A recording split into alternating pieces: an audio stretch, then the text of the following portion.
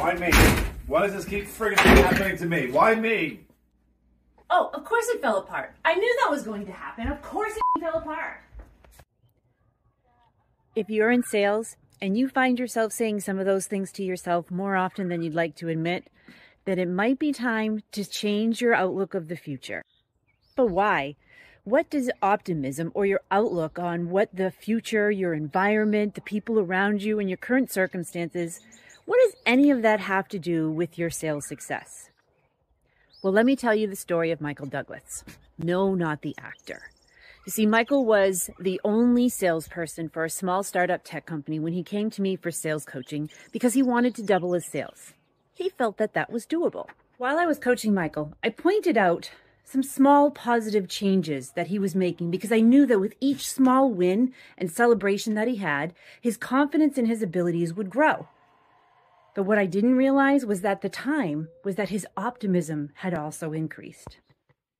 Now, almost a year later, when he and I spoke again, Michael told me how he blew past his goal. But when he said, "If you had told me that this was possible years ago, I would have laughed in your face. Now, I know anything is possible." Well, that stuck with me. So much so that it sent me down a rabbit hole of research. What impact does optimism have on our behaviors and our sales success? How do we increase our optimism when everything around us feels bleak? Economic uncertainty, climate change, gun violence, political turmoil, both here and globally. It's enough to turn even the most positive person into a cynic. It's easy to be optimistic when things are going well. It's when the shit hits the fan that you have to maintain that optimism. Well, that is the true test. When people would tell me that I'm a pessimist, I would argue back to them that I didn't like being disappointed and I always wanted to be prepared for the worst. I figured this was how I would improve my circumstances. But according to Sean Anker, author of The Happiness Advantage, a decade of research proves that happiness raises nearly every business and educational outcome, raising sales by 37%, productivity by 31%, and accuracy on tasks by 19%, as well as a myriad of other health and quality of life improvements.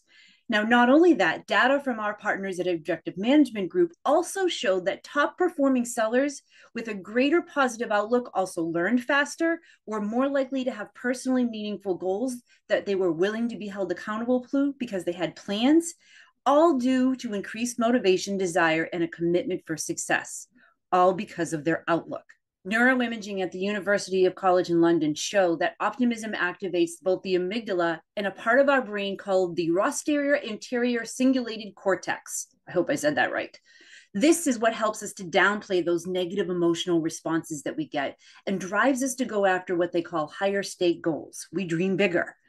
The study also showed that optimism creates an outlook for us to learn and understand things more easily. And it helps us to stay focused on those near-term events and successes that help to build our confidence, which means that yes, a negative outlook is going to be kryptonite to almost anything that we're trying to do and accomplish. In addition to its impact on our level of motivation and desire and commitment, its dampening effect on things like bravery and grit, curiosity and empathy means that you might be bailing out on tough situations or becoming more emotional than normal. So here's 3 things that I do to keep my optimism up and my outlook in a positive frame. Check these out. Get out there, get some exercise, take your furry friends with you, grab a couple of friends, the fresh air, the blood pumping, it'll help to increase that optimism. The other thing I love to do is to have fun with friends. Whether it's a dance night out or trying on something new, card games with the family, watching a stand-up comic, or sharing funny videos with the kids, there is fun everywhere you look if you're open to it. And then finally, I love to have a morning ritual where I write in a journal for gratitude. It helps to start with a cup of coffee, the sunrise on my face, the dog sitting next to me, and I do my best to stay off of email and social media so I can spend my time reflecting on what is good, and then I dive into what it is that I have to do. Now, all of this is further evidence that sales, it's not just a numbers game, it is a mental game. And it's a mental game that you can master with a few daily habits, and your mental game can be strong. You can grow your sales and your business. So, find your own optimism practice, try some of mine, but share this with your team and comment. What are some of the things that you do to keep your optimism up, your positive outlook fresh, even in the midst of trials and tribulations? So remember, no matter how things look, how bleak they might seem, there's always going to be a time when the sun comes out. The sun'll come out tomorrow. Bet your bottom dollar that tomorrow there'll be sun.